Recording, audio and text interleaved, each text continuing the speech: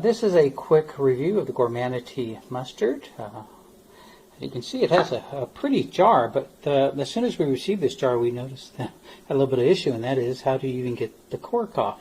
So I'm going to hold the camera here while we have to resort to taking a sharp knife and trying to get it in on the sides to pull it out. Now, maybe we should be using a corkscrew for this, which seems kind of silly, but it is, as you can see, requiring us a bit of work to get this out. And for me, that's a bit of an issue because I don't want to have to necessarily go through this every time I want to get to this mustard.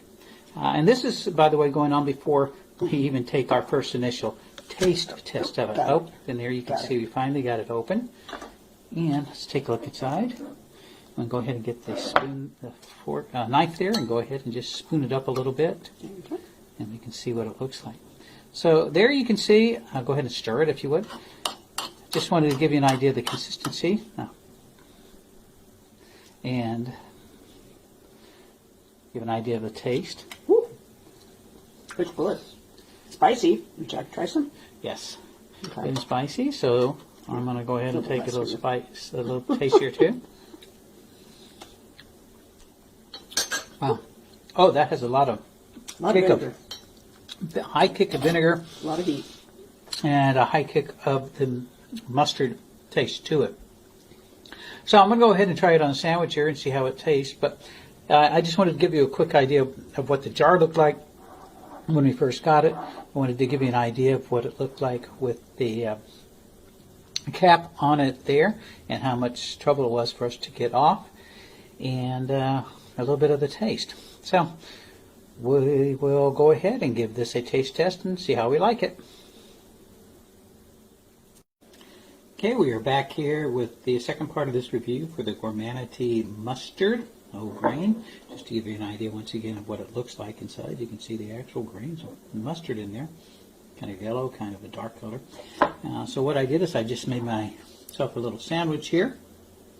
You can see the amount of mustard that I spread onto the bread. Probably about maybe equivalent to what I would use if I was just using regular mustard. And I'm going to go ahead and give this another taste test. And by the way, there's nothing else on here. No additional seasonings other than just the chicken there and the mustard. So, take a bite. And there's an immediate sense of mustard on here.